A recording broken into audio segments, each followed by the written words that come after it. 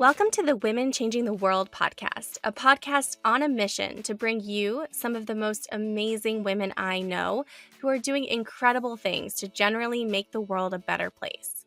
From corporate sustainability to straight up magic and everything in between, you'll meet the real life humans who are birthing the new. I'm your host, Liz Best, and I'm here to amplify the stories and voices of women who are changing the world.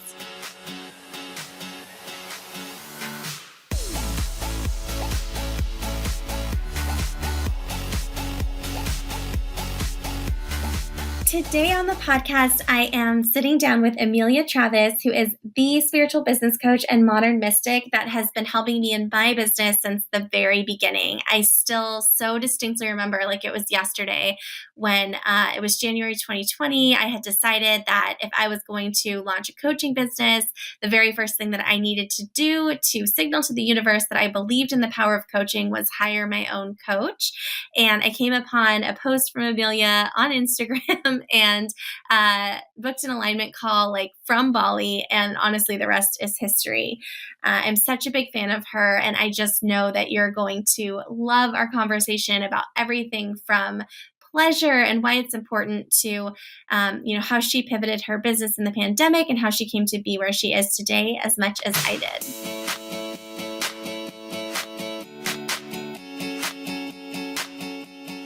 So tell me the truth. Has Update My LinkedIn been on your to-do list for like ever?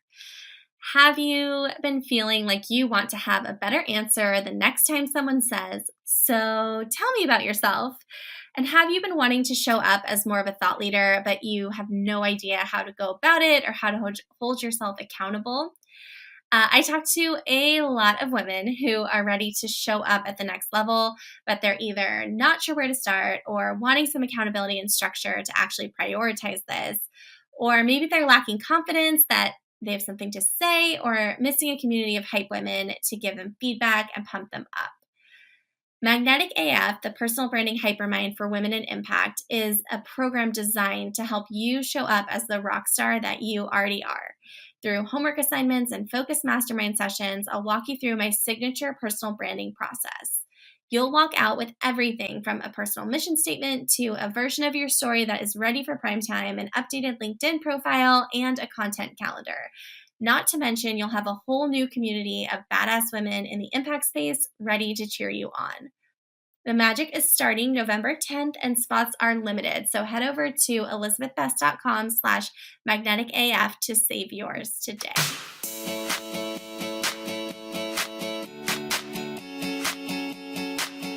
Hi. Oh my goodness. I am seriously over the moon to be here today with one of my favorite humans and actually my business coach for the past year and a half, but also a friend, a soul sister, just someone who I am such a huge fan of.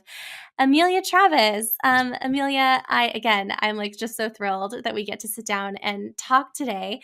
I have about a million questions I would love to ask you. But before we jump into questions, I would love to give some space for you to introduce yourself. Thank you so much for having me. It's an honor and a joy to be here and to be viewed by you as a woman who's changing the world. I am a spiritual business coach and modern mystic, which really just means I help primarily women entrepreneurs recognize their own inherent divinity and make decisions for their business and life that are aligned with their pleasure, desire, and their most expansive vision of themselves. It's kind of like holistic business coaching in that I think that our spiritual identity is foundational in our expression of self in our business. So that's who I am in my work. I'm also a yoga practitioner for 20 years and teacher for 10, a breathwork facilitator, and mom to 2 little boys, and a woman who really loves to connect with and advocate for other women in business and spirituality. Ah, well, thank you so much for that intro, and I very much know that that is true for you. I definitely want to get into how you came to be where you are today, but maybe before we jump into that, because this is the Women Changing the World podcast, I ask everyone if you could change one thing about the world, what do you think your one thing would be? I would heal the wound of power over, because I think that's a central wound that is creating destruction and devastation on so many levels today. I think it's the core wound of all oppressive systems, including white supremacy, patriarchy, capitalism, that these all ultimately come down to the ways that we exchange power and hold power over each other as humans, but also over the earth itself, over um, other forms of life. And I think my life's work actually at its core is to help people heal the wound of power over within themselves and adjust their relationship to expression of power so that hopefully we can have a planet for our kids to live on. No big deal and no pressure. Totally. It's not like existential or anything. Thank you so much for sharing that. I haven't heard like the kind of dismantling systemic racism, ending the patriarchy, and saving the planet described together so beautifully and articulately. And so I really love that framing of the power over and the wound of the power over. Thank you. Yeah, I think how that relates to like helping women in business and helping women in spirituality is that we internalize these systems of oppression and we actually become the keepers of our own bondage in so many ways. And that happens through our implicit agreements with the power structures that we participate in. And, a lot of coaches talk about mindset or talk about limiting beliefs. And we can recognize the interplay of like childhood trauma and shadow work, right? All of these buzzwords, and really it just comes down to like where do we give our power, where do we give our attention, how much space do we let ourselves take up, how do we reclaim power from the places that we've given it away to, and how can we find a healthy balance of that power, both within and without, so that we can be in right relationship with ourselves, with each other, with our communities, and with the world at large. And I think we express that through our businesses, and we express that through our spirituality. And in my case, that looks like, reclaiming women's rituals and using practices like yoga and meditation and breath work to connect with your own expression of power and own expression of spirituality. Totally, totally. I mean, I love that so much, and I also feel like it's what you pointed out, this like internalization of the same systems that oppress us. I think, so many, I mean, I am someone who I feel like deprogramming the hustle, as I call it, is like daily work. Mm-hmm. Daily work. And I know for so many of the women that I work with, especially women who are entrepreneurs, but not exclusively women who are entrepreneurs, we have internalized so much of this like capitalist hustle mentality. So that even when no one's asking it of us, like we have to quiet the voice that's asking for it in ourselves that we may or may not even realize is there. Mm-hmm. Well, I was going to say, which is why like putting pleasure first in your life, and pleasure is such a loaded word, but putting pleasure, sensual enjoyment, allowing yourself to actually experience the beauty and the good that is available, and slowing down and tuning in through your senses is like a little revolutionary act that we can do every single day. And when we do that, when we find a way to balance pleasure with purpose in our businesses, there's a whole new realm of expansiveness and success really that opens up, because um, it's like there's this story of a fisherman and maybe you've heard it, but there's a businessman and a fisherman, and the businessman comes up to the fisherman who's taking a nap in the middle of the afternoon and says, "Why aren't you working?" And the fisherman says, "Well, I already caught all the fish that I needed for the day, so I'm going to relax and enjoy myself and take a nap." And the businessman is like, "But you could get a bigger boat and you could fish more and you could like sell the fish and you could earn a bunch of money." And the fisherman's like, "Why would I want to do that?" And the businessman's like, "So that you could retire early and relax." And the fisherman's like, "I'm already doing that." And so I think, what you and I are trying to do in like reclaiming pleasure in our lives and in our businesses is say, we can have it now. We can actually have the experience that we're working for and working towards in this present moment. And then the entire experience becomes this beautiful process of living and enjoying ourselves Mhm. and actually experiencing abundance in the moment instead of making abundance this thing that we're equating to big bags of money or a certain car or whatever. But like abundance is there in your morning coffee, and abundance is there in the wind blowing through the trees outside your window, and finding those moments to slow down and actually appreciate and celebrate what we've already accomplished and what we're already experiencing magnetizes more of that coming to us. Mhm. Mhm. Absolutely. I hadn't heard that fisherman story in a long time, but I love it so much. I mean, I can think of so many examples, they've like anecdotes I've heard in life of people who worked and worked for retirement. And then whatever happened, that the retirement that they had worked their whole lives for was not, what they had been envisioning. And it also reminds me of this like quote from my very first esthetician back in college. And I don't know, I think I've talked about her on the podcast before, but for whatever reason, I mean, she had so many nuggets of wisdom. But when I was like 21 and seeing her, and she said to me at one point as I'm like laying on her table, she was like, if you have a good day every day, you have a good life. Mm. And I think it can be so hard sometimes to realize that, like, that joy and pleasure in the present, um, if you can create that for yourself, then like you're winning. And like it doesn't have to be like, whatever the future vision is. If you're spending all your time working for the future, then Yeah. you're missing something now. Yeah, that feels connected. My dad worked his whole life and died when I was 24, about a year after he retired. And my husband's father, same thing, worked his whole life, retired, and got cancer and died within like 2 years. So I think for our family and just for my personal, um, perspective and approach is like, I want to live now. There's Mhm. tomorrow's not promised. And I think that's especially true as we look at the global landscape right now and the many crises that we're navigating collectively.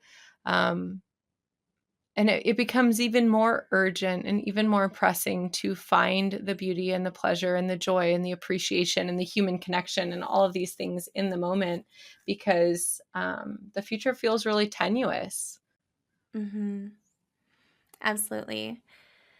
Well, I'd love to take a step back, and I mean, I know you've had a beautiful journey. I will be surprised if I don't learn something about you that Mm. I don't already know as you answer this question. But I would really love to hear how you came to be where you are today, and permission granted to take up space and telling this story. I feel like you've had such an interesting journey, and I imagine for people listening, they're like, how do you become a spiritual business coach? How do you become a modern mystic? And Mhm. would love to hear as much of that as you're willing to share. Yeah, absolutely. So, one of my favorite quotes about mysticism says, "A mystic is someone who has encountered the divine and been transfigured by its presence." And Mm. that is a big part of my story. So let's see, how far back do we go? I grew up in California and had aspirations of I don't know, being a doctor, being a lawyer, doing something, highly credentialed and important. My mom was a psychologist. My dad was an attorney. So I figured I would go down one of those paths. But long story short, my dad cheated on my mom and left when I was 14. And I kind of spiraled into not just an angsty adolescence, but an angsty adolescence that was abusing a lot of drugs, that was seeking the love that was now like felt lost by my dad, through promiscuity and, having sex with a bunch of dudes and dating a bunch of different guys and really getting into like really unhealthy relationships, with men in the search for that affection and love. And found myself in a power over relationship from 15 to 21 where I gave everything to it. I gave my entire self to it. I worked, two, sometimes three jobs to be the main financial supporter of the relationship, did independent study for high school, graduated early, moved out and moved in with my partner who was 6 years older than I was when I was 17. So I was 17, living on my own, working two jobs, supporting both of us, and helping to raise his daughter from a previous relationship who was only 11 years younger than I was. So raised this little girl from the time she was 5 to the time she was 10, and really just had to step into adulthood, or chose to step into adulthood, what I thought adulthood was, quickly. And bringing a lot of pain with me that at the time I wasn't even willing to look at. I was like, oh, my dad just did this fucked up thing and he's an asshole and whatever, I'm fine. And it's funny looking back because like my sister went the kind of opposite direction. I say I went like this, sex, drugs, and bone thugs. And she went like, she's now a rocket scientist for NASA. And she went that path of like just being very stoic and like working really hard in school. And so we were these two kind of polarities of how people respond to a traumatic, life event. And long story short, the guy that I was dating was really controlling, emotionally abusive, eventually physically abusive. And I realized that the example that I was setting for his daughter was not the example that I wanted to be giving of what love looked like. So at the age of 21, I finally got it together to leave that relationship. But by the time I got it together to leave that relationship, I was deep in disordered eating. I was severely restricting. So, I was navigating anorexia, bulimia, kind of both at the same time, had developed a prescription pill dependence by seeing multiple different psychiatrists and kind of spinning different stories to them about what was wrong with me so that I could get Adderall and Klonopin and, Xanax and painkillers from somebody else. And so it was really coping through self-medication of all different sorts. And at the time, I had been working a job selling mortgages right before the mortgage industry collapsed in 2007 and 2008. And so I was 21 years old and I was making close to $10,000 a month selling mortgages, writing people into like reverse mortgages, which is just a whatever ethical dilemma.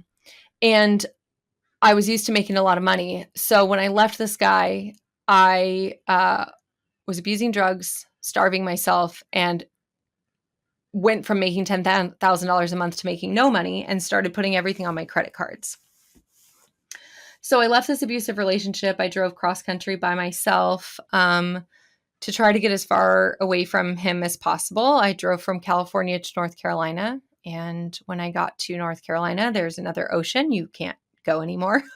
So I stopped and I stayed there. And I got myself into a 3-year period of trying to get my power back by abusing other men through the sugar baby, sugar daddy dynamic. And so my reasoning was, I've been working 3 jobs, taking care of this guy and raising his kid and, being controlled and being abused. And I'm not going to let that happen anymore. I'm not going to get emotionally involved with anyone. I'm going to um, enter into these relationships with fully with the intention of just, I give you attention and sex and my time, and you give me an allowance and take me on fancy vacations, and there will be no emotions involved. I'm 21, 22 years old at this time. And probably hearing it, you guys can hear like, well, that doesn't sound like a good idea.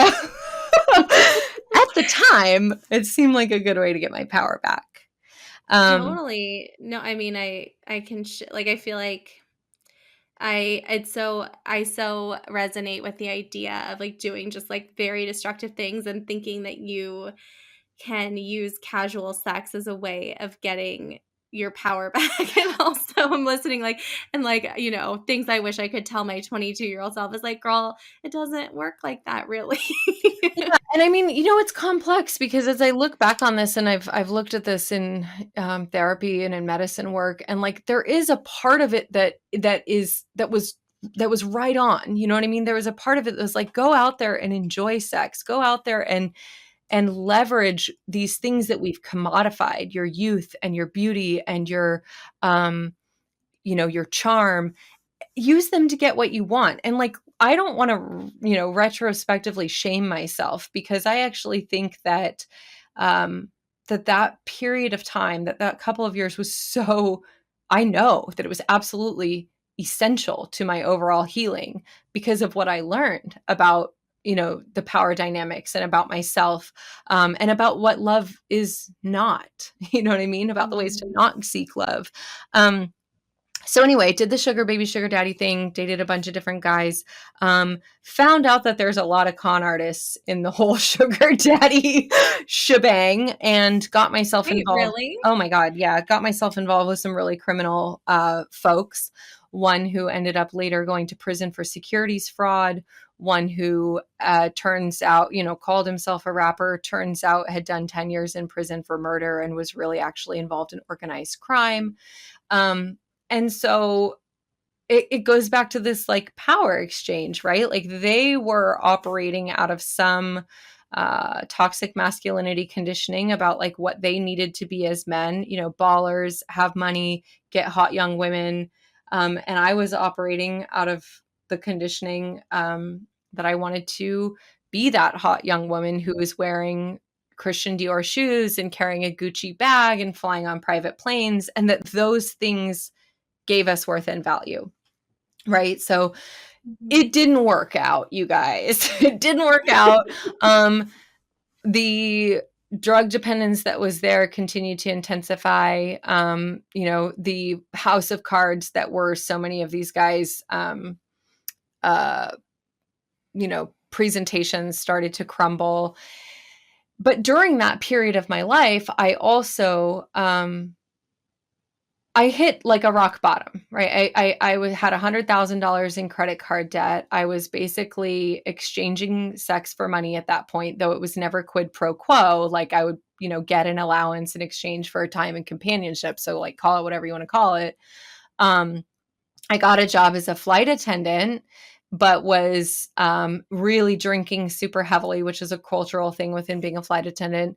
And my life was just a mess. I had totally alienated myself from my family, stopped returning their calls, didn't text back like people who'd been my friends, because I was just totally engulfed in shame and self hatred and fear and really like hopelessness, because I felt like I just kept making bad decision on top of bad decision, and I didn't know how to let anybody in at that point.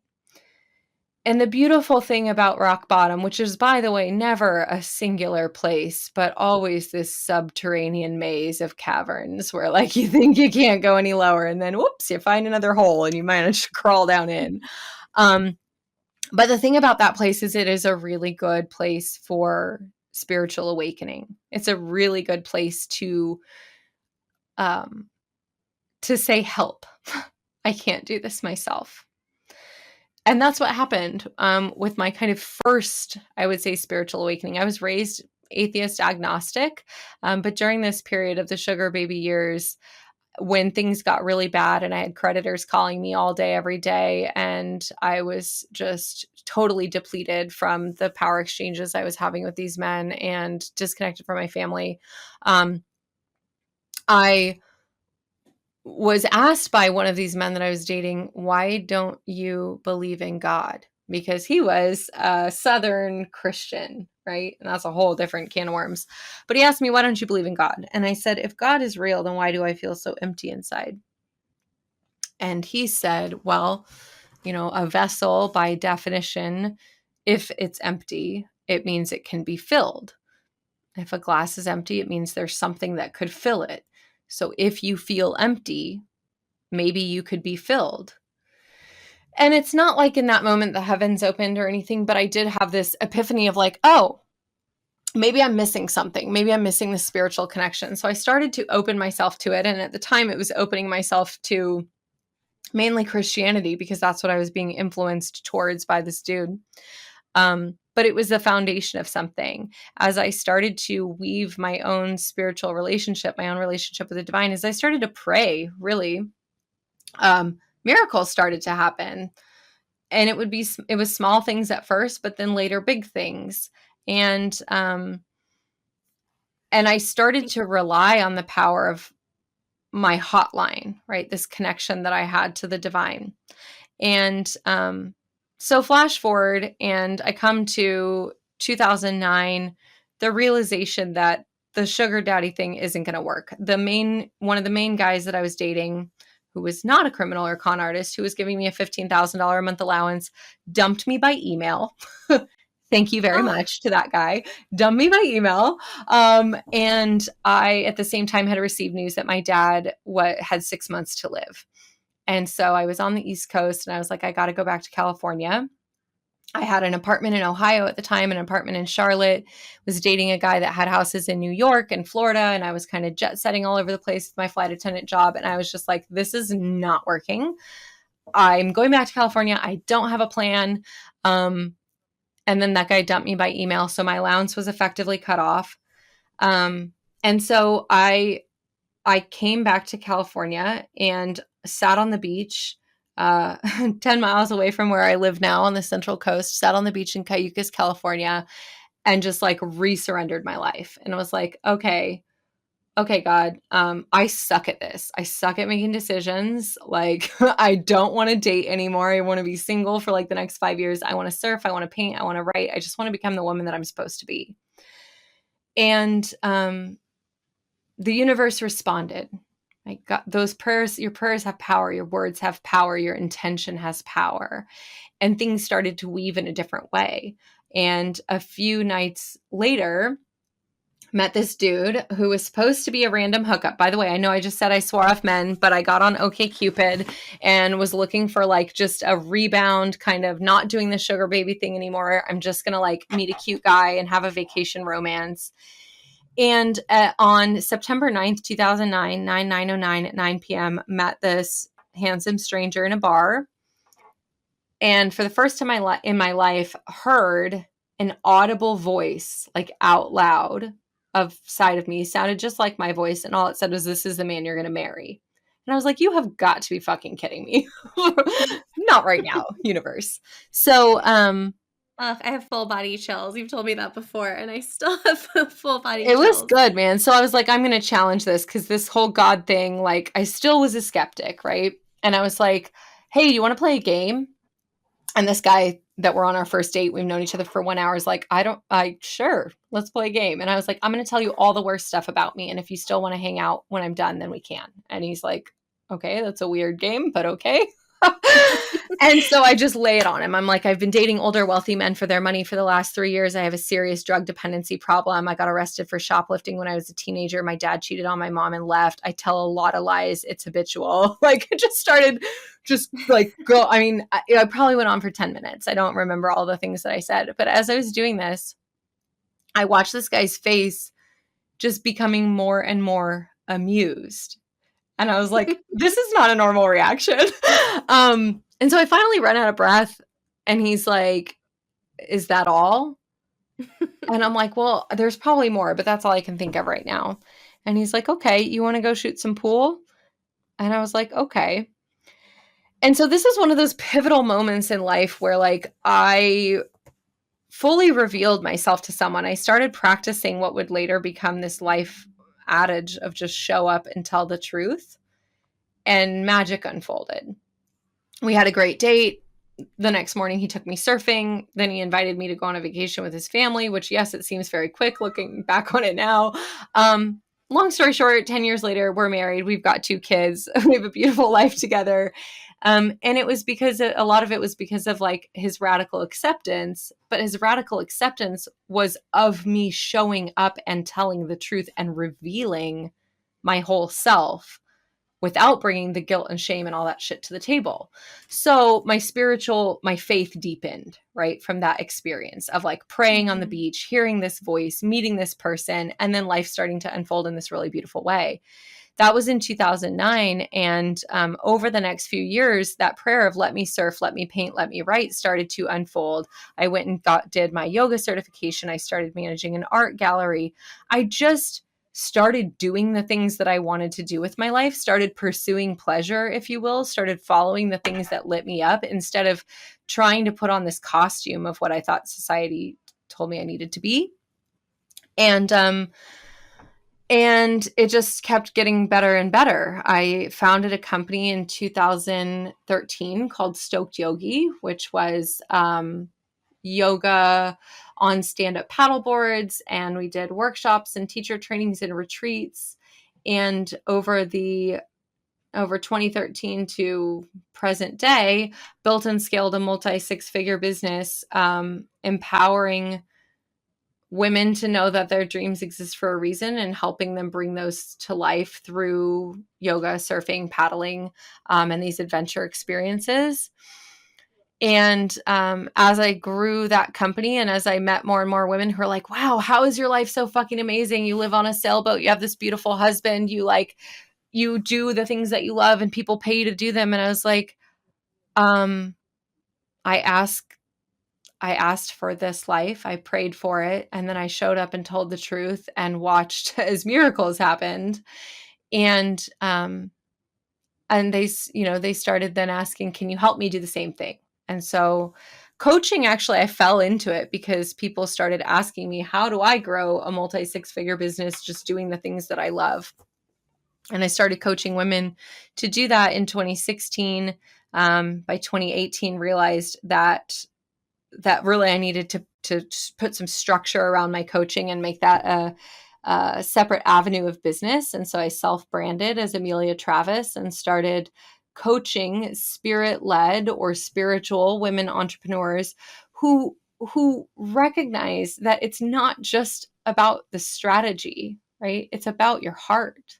And it's about these deep desires that exist within you that aren't a mistake. Like they're there for a reason. There are dream seeds that are planted in only your heart, and you are the one that is supposed to show up for those and lean into the unknown and water them with your faith and your action so that you can have a life that's more beautiful than you can maybe even currently imagine. And, that's a really brief summary of the last 10 years. A lot of things have also happened in that time. Um, One of the biggest is that faith perspective that I had that previously was kind of built on the divine masculine and on Christianity, expanded in 2018 to really realize that I had neglected the divine feminine and the relationship with the earth, and that there's, yes, so much beauty in the divinity above and in connecting to the heavens, but also there's divinity in these bodies and in the earth and in the elements and in the things that have been really suppressed and repressed for 5,000 years. And started bringing divine feminine into my business. And that's when things started to really expand and accelerate. And the last 3 years I've spent in study of that and pursuit of like, what does it mean to be an initiate of the divine feminine? What does it mean to bring pleasure and desire and magnetism into our bodies and into our businesses? What does it mean to lead like a woman, and how good can it get when we do that? So hopefully Totally. that answers how I'm a spiritual business coach, because that was like 20 minutes of answer. No, that was amazing. I so appreciate your like sharing so fully your story, and it's so interesting to hear. Um, it's so interesting for me to hear you share it in that way now because I still remember so distinctly. I was in Bali at the beginning of 2020. I had been looking for a sign of whether my next step was to start my business, and I had gotten indisputably like multiple signs. It was like, okay, it's time to do this. And I remember I was like, I think it was maybe the night before I flew home or a couple nights before I flew home. And I was thinking to myself, like, okay, if I'm going to start a coaching business, like the first thing that I need to do if I believe in the value of coaching is I feel like I need to hire a coach. And also, side note, the whole reason I was in Bali is because I was on a mission to reconnect with the divine feminine. I was Hmm. very much feeling like that was something that was missing in my life that I wanted to really take some time to ground into. And I was scrolling on Instagram and I saw a post from you about coaching. And I think we connected in San Diego for stand up paddleboard yoga. But it was just like the perfect message at the perfect time of like, oh, yes, everything you're describing, like, I want that. Hmm. And obviously, like, I'm not the only person who feels that way about the work that you've been doing and offering for so long. And so I think it's really interesting to hear more about the evolution. And I also know that your business has really evolved, like specifically since the pandemic, as I think so many of our businesses have. I was lucky and unlucky in the sense that I got started just before, so I didn't have a whole lot to pivot when it was time to pivot.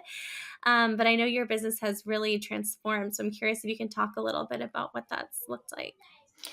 Yeah, absolutely. So that multi six-figure business that I was running was doing in-person event experiences as like 70% of our revenue.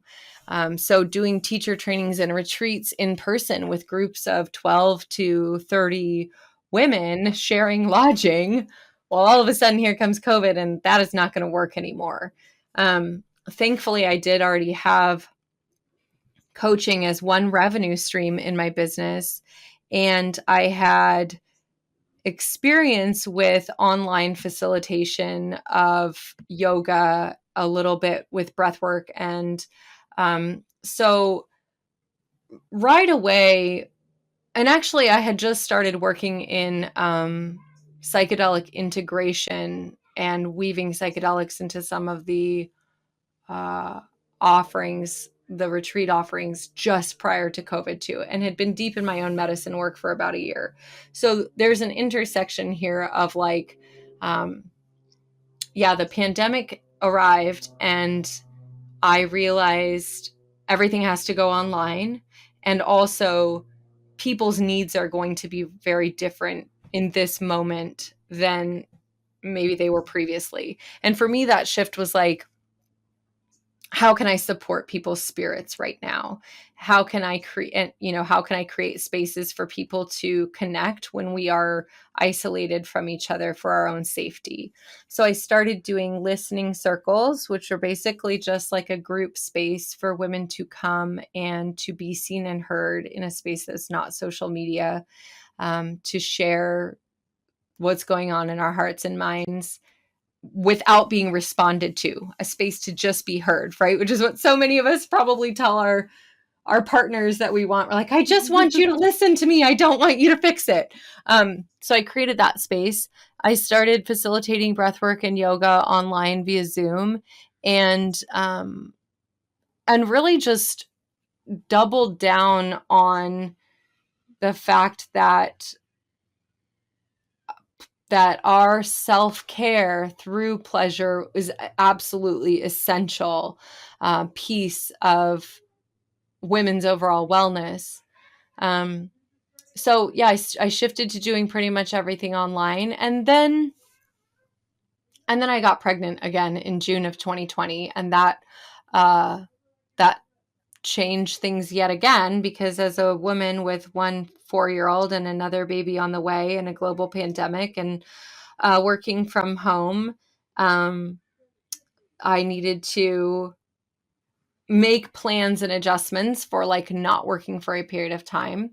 Um, I think the pandemic was a huge blessing because it actually helped me realize that things that I thought were necessary in my business, like I would have told you previously that there's no way I could quit doing retreats and teacher trainings because those were such a important income stream. Um, and they say necessity is the mother of invention, but very quickly with the pandemic, I realized that actually not only could I survive without those revenue streams, but my business became more profitable because I didn't have the expenses associated, the overhead associated with event production. And that there was actually, I really enjoyed being at home, being with my family, being with my kids, not traveling, and slowing way the fuck down. That was like one of the greatest gifts, I think, of COVID for me and for my family was the forced slowdown, because I was still going 100 miles an hour prior to that. And then it was only the actual experience of being forced to slow down that made me realize how good that felt and how much I like um, working at a slower pace, and actually how much more effective I am when I do that. So, yeah, it was a Mm, beautiful shift. totally, totally. I know that you are not alone. I am one of many people that I feel like I look back at my pre-pandemic self and I was so busy. I aspire to never, like, it's insane what I was able to accomplish in a day, but I aspire to never be that busy again. It was a lot. Mhm. Well, I'd love to talk a little bit more about bringing more pleasure into your life. For anyone listening who is like hearing this and thinking, I would love to have more pleasure in my life, and I have absolutely no idea where to start. Like, where would you suggest, like, what's a baby step that someone could take if they're feeling like they want more pleasure and they aren't quite sure what to do? Yeah, such a good question. Well, first of all, if you already identify with wanting more pleasure, I congratulate you because you have a positive relationship with the word pleasure. That word is so loaded. And I think for many women, it immediately brings up guilt and shame and a sense of like it has to be earned, or, um, it doesn't always feel even accessible to think about having pleasure. That feels like an indulgence. So first, I would just invite you to consider your relationship with the word itself, and see if you would like more spaciousness, you would like more mindfulness, you would like more joy, you would like more ease, you would like more grace, you would like more flow, because all of those things are connected to pleasure. And then I would also invite you to connect with I want you to just imagine any woman in your life, and I do want it to specifically be a woman who is fully expressed in her pleasure about something. And so it's easiest if you think of like a time that you were eating something really yummy, or somebody you love was eating really something really yummy. And that just sense of like, this is so good.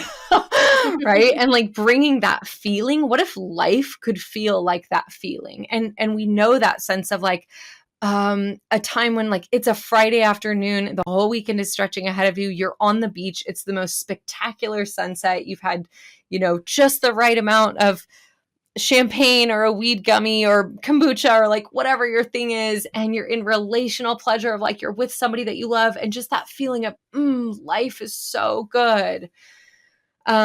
And so first, just connecting with, okay, yes, that is pleasure, and do I want more of that?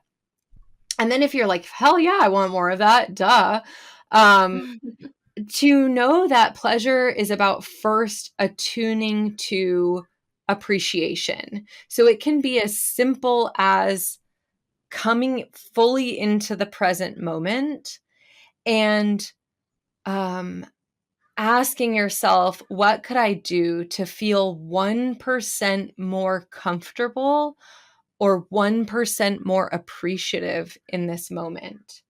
Right. And that might be like, I'm going to take my bra off. I'm going to unbutton my pants. I'm going to get a cozy blanket. I'm going to make myself a warm beverage. There's almost always something that we can either add to or remove from our environment or experience in the current moment to come a little bit further into pleasure. And then the next thing I would invite you to do is connect with your senses, because really pleasure is experienced through our senses, through sight, sound, smell, touch, and taste. And so the practice of mindfulness, of mindful presence, and first observing all five of those senses one by one, and then tuning into one of them and allowing it to magnify, allowing it to expand, and kind of putting on rose-colored glasses of that particular sense and noticing what is good and right about it. So I might even notice the breeze coming in through my office window right now and how it smells, and bring my full attention to that and allow myself to expand the sense of pleasure of the smell of the trees and the flowers and the earth outside my window.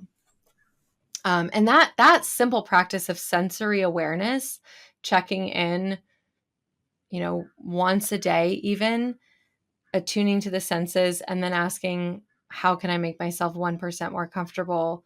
Or how can I make this moment 1% more pleasurable, or 10% or 50%? Like, go big if you can and you want to. But tuning into the senses and allowing appreciation to expand is the beginning of moving more deeply into pleasure. I love that so much. And I just looked at the time. I feel like I could talk to you for hours. I know I can talk to you for hours. And I feel like I have so many questions. I want to talk deeply about like psychedelics and taking up space. And there's so many other topics that I feel like I want to cover that I don't know that we will be able to do justice. And so I would love to ask a couple kind of like quick questions for you, and also extend the invitation that I feel like we need to have a part two because I feel like there's so much more to discuss. Absolutely. Amazing. Well, some of my favorite kind of like quick questions were like takeaways for people. I'm so curious your answer to this one. What advice would you give your younger self? And you can pick any age as you see fit. That's such a great question. I think I would speak to my early 20s self, and I would tell her, what you want is good. Because, I'm going to cry saying this, because this happens for a lot of women, but being in controlling relationship dynamics, even just society as a whole, really limits what we can want and points us to wanting this body, this appearance, and setting our priorities in an order that are not internally guided. And what I wanted, what I always wanted, was to be fully expressed in myself, to be seen and heard and loved in the fullness of who I was, to make art with my life, to explore consciousness, right? And even the sex and the drugs were part of that, were part of just wanting to explore the depths of consciousness, the light and the dark, as we label them. And I had so much guilt and shame and judgment around just wanting what I wanted in life, and feeling like I needed to want the career path that society says to have, or I needed to want, even the money was like such a product of conditioning. And it's okay if it's not for you, like if you just want the money. But I would tell her, what you want is good, and listen to that inner voice of desire and pleasure that is guiding you, and the felt sense of knowing. instead of the chatter of the mind, and follow what you want, because it's not going to lead you astray. That is so beautiful and so wise. I love that so much. And I feel like you've dropped a few really inspiring nuggets in our conversation. I mean, what you want is good is certainly one of them. Show up and tell the truth. I love. One of the things that's my not at all secret wish for this podcast is I don't know if you've ever listened to the Tim Ferriss show. I admittedly don't listen much now, but he asks all his guests, or he used to, if you could have a billboard, what would you put on your billboard? But most of the women in my world, myself very much included, we have like inspirational post-it notes all over our desks. Mm. So one day I want to print like a deck of all the inspirational post-it note messages for my podcast guests. So if you got one or two post-it notes, and you can totally say something that you've already shared, but what would you want to put on your post-it? Yeah, I have 4 of them sitting in front of me right now. So I'm like, which one do I share? Oh my gosh, you um, can share all of them. There's we live in an I'm abundant gonna world. share 2 that I think are 2 sides of a coin. One is that it's based on this idea that everybody that you look at who is doing the things that you want to do or has accomplished the things that you want to accomplish, they all have this in common. They decided, they began. So one of them would say, just decide, begin. Because we spend so much time in indecision and in thinking about the thing and in like all of the different ways that it could go. Just freaking decide. You can pivot later. You know what I mean? Decide, begin. That is magic. And because that is such a doing thing, I think the other one would balance it. And the other one is what I've been really working with over the last 2 years, as I've been working more in the art of receiving and the power of pleasure and divine feminine. And it is, let it be enough. Let it be enough. Let your effort be enough. And this doesn't mean give up or be lazy, or though I think we could reclaim laziness too. But know that when you've given everything that you have to give on something, even if you can recognize that it's your 90% and not your 100, for the love of God, let your 90% be enough. You know what I mean? Because I guarantee, like, no one else is ever going to know that it wasn't your 100. And, like, if you ever get to giving 100 to everything all the time, you have freaking arrived, and you should just die at that point. You know what I mean? The pursuit of perfection is I think, a an ideal that we will never actually reach. And so one of the greatest practices that we can have for actual contentment and to revel in the abundance that's already present is to let it be enough. I love that so much. I feel like in that vein, I just love the idea. It's like your 90% is someone else's 100. Like no one even has to know that it Yeah. was 90. Often your 80 is someone's 100. Yeah, we spend so much time beating ourselves up for not being good enough or not giving our 100%. And it's like, so many times I have felt that this thing that I created, it just needed to be redone one more time, or it could have just been a little bit better. And then later I look back on it and I'm like, that was excellent. You did a great job, self. Like, so the practice of in the present moment deciding I'm going to let this be enough has been really helpful in just non-attachment, and there's always room for improvement, right? But also there's always room for contentment in what we've already done. Yes, could not agree more. And I think in that vein, I think we have to end there, because in the spirit of letting it be enough, Let it be I enough, feel like Liz. there's no other question that I can ask after that. So the last thing that I did want to make sure to include is, for people who want more of you, what's the best way for them to find you, to connect with you, to be in your circle? Yeah, we can connect on Instagram at Amelia Travis, and you can also find me on the web at ameliatravis.com. Amazing. Well, I will definitely be sure to include those links in the show notes. And there definitely has to be a part two of this conversation. Amelia, you're so amazing. I could not imagine my life without you. I'm just so grateful for you and the work that you do and the work that I've gotten to do with you. And thank you so much for making the time to share your wisdom on the Women Changing the World podcast. It was my pleasure. Thank you so much for having me. Thank you so much for tuning into this episode of the Women Changing the World podcast. Please rate and review the Women Changing the World podcast on Spotify, Apple Podcasts, or Google Podcasts, and don't forget to subscribe for future episodes. You can find me on Instagram at lizlas.best, B-E-S-T, or by searching my name on LinkedIn. You can also sign up for my 3-day personal branding challenge, which is totally free, by visiting my website, which is Elizabeth with an S, ELISABETH, best, BEST.com/personal branding challenge. See you in the next episode.